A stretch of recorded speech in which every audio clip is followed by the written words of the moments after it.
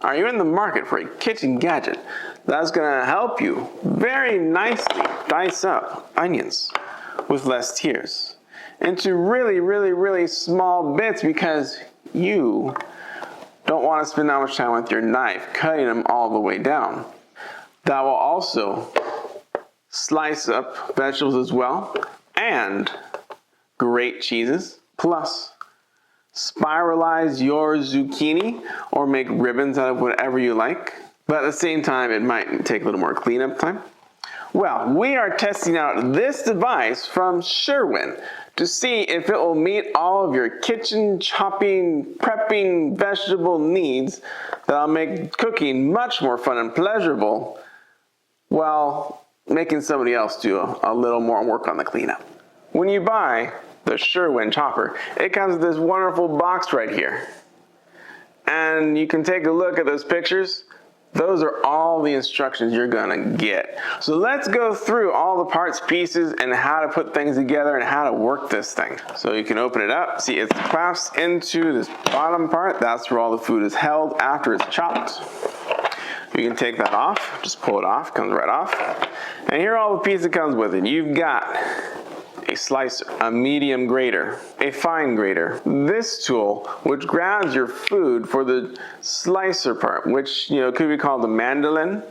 And this is gonna grab the food to keep your hands away from that dangerous edge. Actually, all these blades are very sharp, so you always wanna handle them with delicacy around the outside, especially the fine chopper, the medium chopper. So we're gonna go through and see all of these work, how they work, and how this thing will go ahead and clean out the part that's most important here, which is this thing right here that will push your food through the chopper. These all will come out. See, this will come out for easier cleaning, and we're gonna clean that later, show you what that's like. And when you're not using the chopping part, you don't need that part. You're gonna flip this switch and you're gonna take it apart. That's how that works. The other thing this thing comes with, a lid. So if you chopped all your vegetables here, say you made, I don't know, wonderful pico de gallo, a salsa, instant storage, whatever you've chopped up. Oh, I forgot one last thing that's gonna come with this. It's this little device. This is a spiralizer, and it's also a ribboner. Now, I personally don't use a ribboner, but you can see if you flip this dial right here to 1 or 2, you have 2 different versions of how thick you want your julienne to be. But yeah, this is like a spiralizer, and we'll show you how this one works as well. So let's get started by putting it together and getting us ready to finally chop some onions. Because I know you don't want to finally chop onions on your own. It's going to tear you up. It's going to tear you up. And chopping them takes a long time. So let's save us some time chopping by using a chopper. We're going to put it on the base so all the chopped vegetables will fill right in this bottom part. And we're gonna use this one. We're using the fine chopper because I want it really small dice. We'll see how this one is. Now you can see these are the 2 handles on the end. Make sure that you put them facing up. If you don't put them facing up, it won't go in, as I have tried many times. Doesn't work. So you are going to put it the right way. And another thing, here is the switch. That is the locking, unlocking mechanism. That one's right here. So we're going to make sure it's unlocked first. If it's locked, and again, it's not going in. So make sure it's unlocked. Set it in. Lock it down. Now it is ready to chop, but my onion's not ready yet. So let's prepare the onion. Gonna slice. I'm only gonna use half an onion because my pico de gallo recipe that I use, half an onion plus 3 tomatoes. Now you gotta watch carefully how this thing gets sliced, because when you slice this onion, well, you're gonna slice off the top, slice off the bottom, and we're gonna peel off the outer layer, like your standard not your standard cooking school way to dice an onion, because we're not going to use that. We're just going to chop the whole thing at once. So here you take off the onion part, and there's one extra trick I'm going to show you. One extra little trick. So now we got our onion all beautifully, half an onion, beautifully curved. So what you want to make sure, because if you chop it like this, all of these sides will be nice long pieces of onion. You don't want long pieces of onion. So we're going to chop it so that those long pieces will become short pieces, because we're going to flip those on their side. So now if you put it on this side like this, you can see now they're going to be shorter pieces again. So always when you're doing onions, you want to make sure that the dicing part, what you put into the dicer, has a nice cross section that's flat. Same with peppers, cucumbers, tomatoes, anything you're going to dice up. Now don't be afraid to give this thing a good whack to get it through. Get my onion, put it on top, and boom. Now, when it's very new, you probably can just press down, and I have pressed down. But I find it's more of a nice, good, swift hit with the hand, and all the onion, well, not all the onion, goes through. You can still see there's something out there, some caught in the pusher, but you can see finely diced onion. Small dice on the onion. You really want your onion small diced. Woo-wee. That's a powerful onion. I'm already tearing up. And then for my pico de gallo, I also like to add some cilantro. Now I could just put this right on the grate and chop it like this and show you how messy it's going to get. But for that, I've done that before. You can see the other video on how to do that. But instead, we are just going to go ahead and chop up the cilantro using the tricky technique of adding pieces of a stiffer vegetable on top. So it's going to chop both the vegetable and the herb without getting those herbs stuck into the chopper. Make sure you cover all the herbs, all the fresh herbs, because you do not want them being stuck in here, because it is a tremendous pain to get that sucker clean once you've done that. I have done it before. See that video up there. So we're just going to put it on this side. I'm just going to press down. You can see it's better to pound. Now look at that. Oh, some of the cilantro leaked. A good swift kick in the rear. What goes next into my pico de gallo, you might ask? A poblano pepper. Oh, I forgot to buy one. It's okay. We have some onion, it's gonna have some garlic. It'll be spicy, but just missing the poblano pepper flavor. You know how spicy those poblanos are. So instead, next we're gonna put in some tomatoes. Now the one thing when you're doing tomatoes, they're usually really messy. I'll turn it this way for the tomatoes, even though I'm not left-handed. So I usually put these in the sink. I put the whole thing in the sink so that when I press down, all the juices squirt into the sink. But I don't have that option with you guys right now. So we're just going to get these ready. Notice I'm going to make my slice of my tomato about the same size as the dicer, because I want cubes. And if you want cubes in your food, in the dicer, you are going to slice up your tomatoes to be about the width. That was twice the width. Oh well, about the width of the dicer.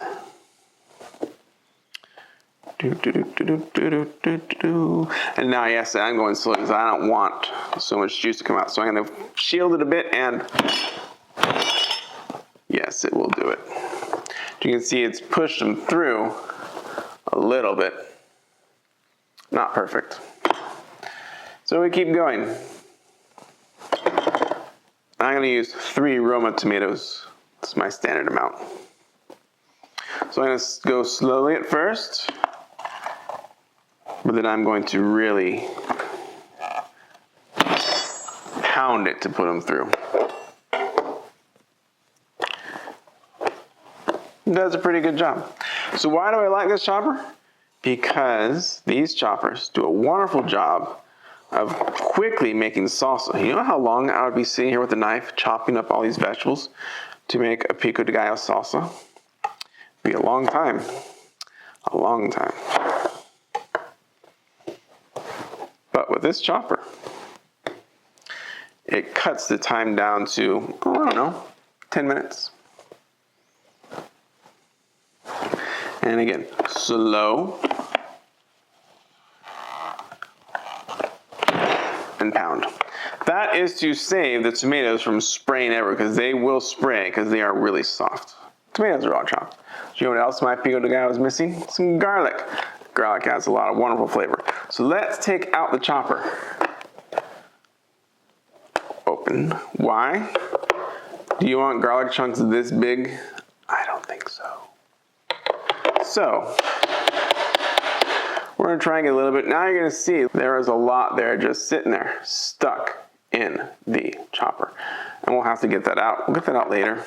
I'll show you how it's done. I like to have my garlic finely grated. So let's finely grate some garlic. Set it in, lock it down. I'm just going to grate in some garlic. So I like fine garlic. And this is an easy way to make the garlic really fine. You can see how the fine grater works. We'll show it to you in a bit. You can see it's just easy. They are a little sharp, but not too sharp. You can see I run my fingers right over it to push more garlic in. Works just as fine as any other grater from the store. That's pretty good, so I'm going to take out the blade again. Good. So you can see lots of garlic right there. Beautifully done. Take it off. And there we have almost pico de gallo. What's left? Some pepper.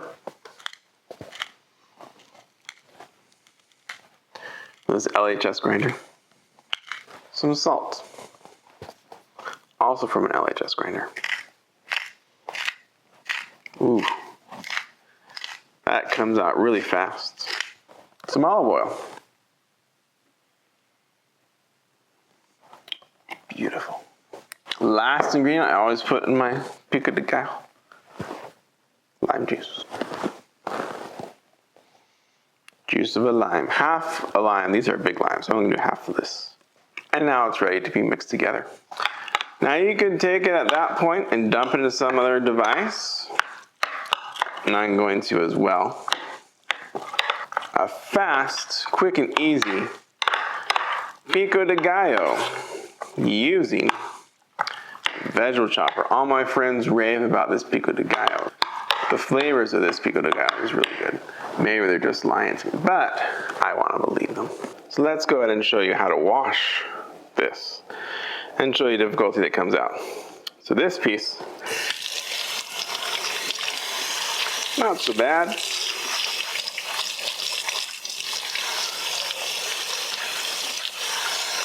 Just like washing any other cheese grater. Now we can stick this in a dishwasher, which is what I'm going to do. Next is the blades. Not much you can do. They do not give you any way to clean it any better. If you try and use a sponge, it is going to shred up the sponge, so don't even dare. So how do we clean it? Well, if you have a wire brush, you can clean it. Mostly I just hit it on the side, going down like this.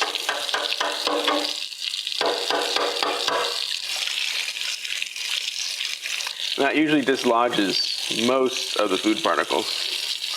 Then again, once we're done with that, into the dishwasher it goes. Now you're wondering how to clean this part. Same thing, rinse it off. Wash it. The other difficult part is this one. How do we clean this? You can run it in the water. You can bound it. But you can see that food is just stuck in there. This is where this tool comes in. We're going to use it to slide. Oh, it only works one way. Does it? Oh, it doesn't work this way very much. Let's try this way. Hold on. Let me find the way it's going to work. There it is, yeah. And you just poke it through. And you can see some of the onion shoved in here, cilantro, tomatoes, all shoved in there. Pick it up. And then again, where does it go? Into the dishwasher. That doesn't take so much time, did it? And then what do you do next? You wash out the container. And again, once you rinse it out, into the dishwasher it goes.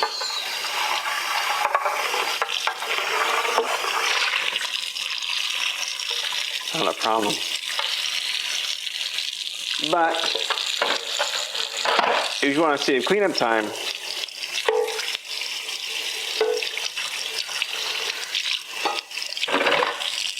and your knife's ready to go again. A quick wash later, and now we're ready for round 2. But now, we are on to the medium dicer. Let's say you want your vegetables diced a little larger, maybe for a beef stew. Or maybe you want to try and cut some french fries with this. Or maybe chicken salad sandwich. You want to chop up your celery to this size. Open it up. Set them in, lock it down. And now we're gonna take celery. You'll notice it won't fit entirely. So what do? Cut it up so that it does. And I usually just measure it and then cut it. But on the cutting board, not on the device. Never on the device. Now you may be thinking, it'd be a whole lot easier for me just to cut them up with a knife. And you are probably correct. But if you like these devices that are going to make your cuts precise, and that's one of the reasons why you do this, then this will work for you. And there you go. Look at that. Pretty precise cuts of chopped celery. Maybe though you're looking for carrots for your stew. Just make sure again, it's got to fit in there. Thirds are nice for this carrot size. Boom, boom.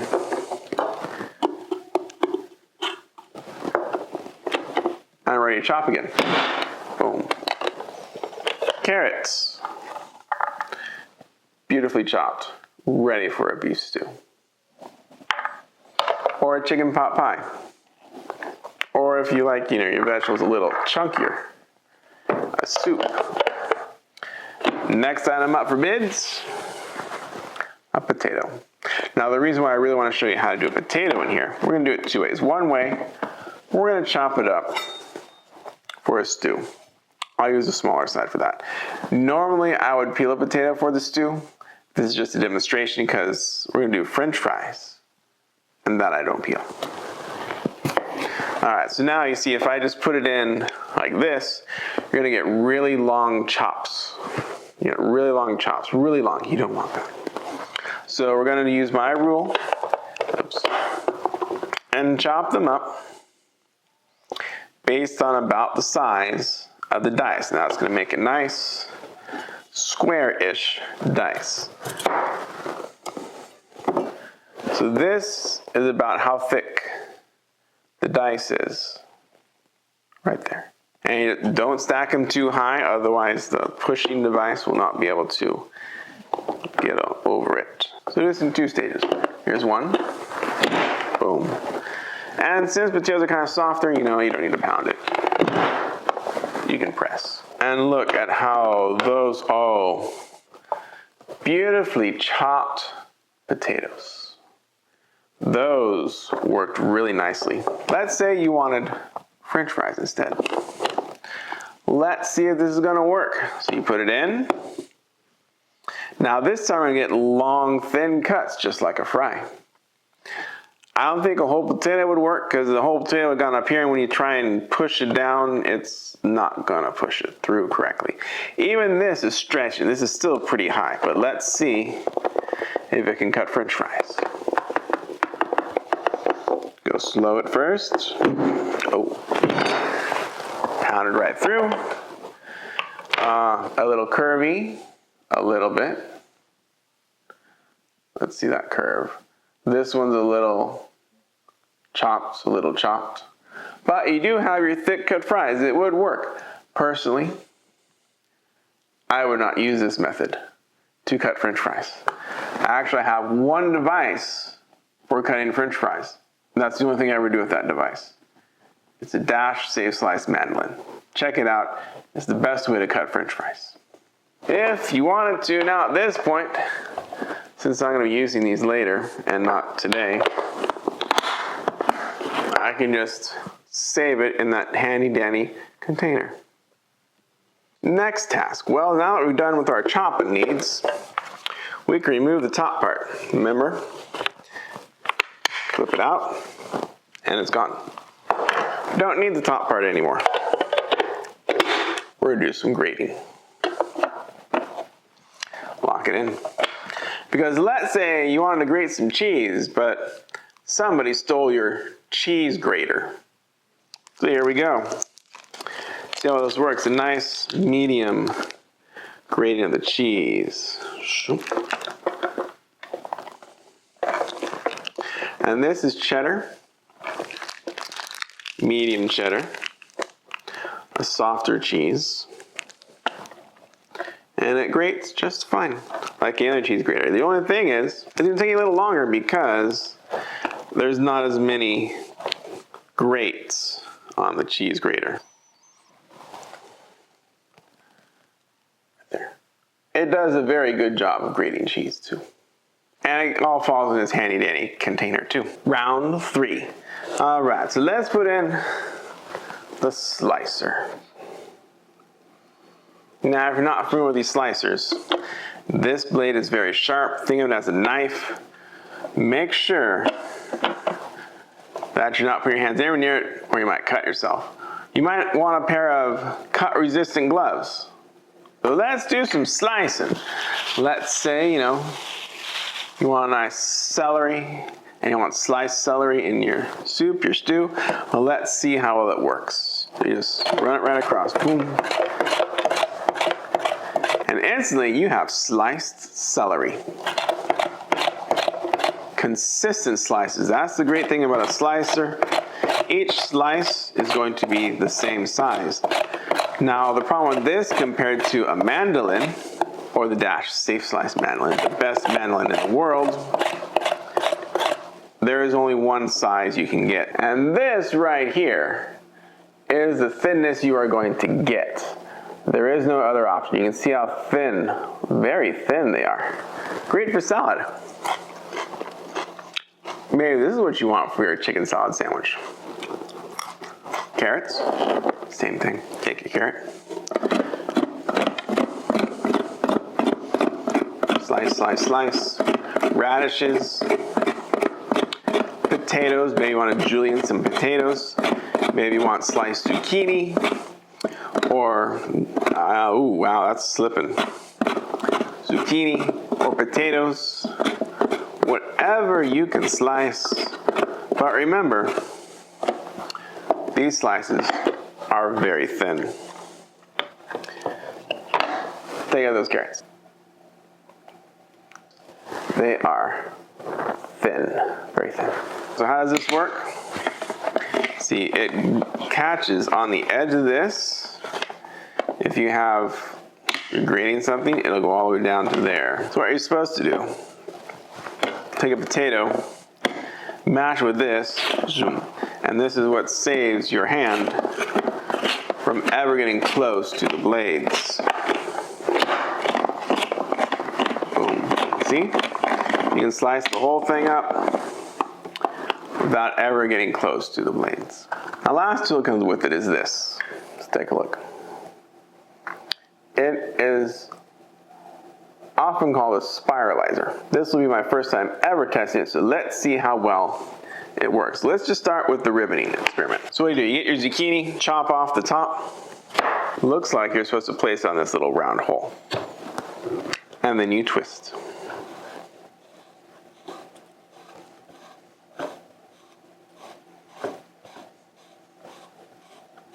And out comes, you'll see, Let me just break it off. You get a little nub in the middle. And you have ribbons. Let's say you want to do it julienne style. This knob,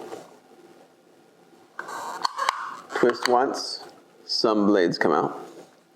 Twist again, more blades come out. This is for zucchini noodles. So let's put the zucchini back in. Let's see how well this works. How well will that zucchini, how well will it noodle my zucchini? Uh-oh. It's in a big long piece in the middle. Not a big fan, but you can see zucchini noodles.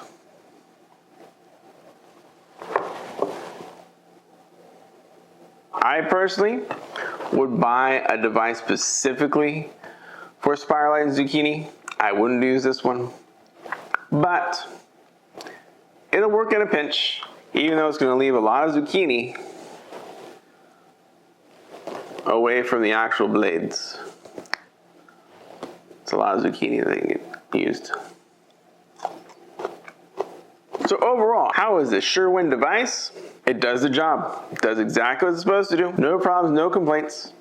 You've seen everything I've seen, but if you want to get a Surewin chopper to save yourself some time in the prep work, it's a good device. It'll serve you well. If you feel that the Surewin vegetable chopper is right for your kitchen, there's a link to purchase in the description below. But that's not all, because you definitely want to be able to use it on a good tasting dish, and I have the perfect dish that highlights the use of the vegetable chopper, and you can click on that link to watch the video right over here.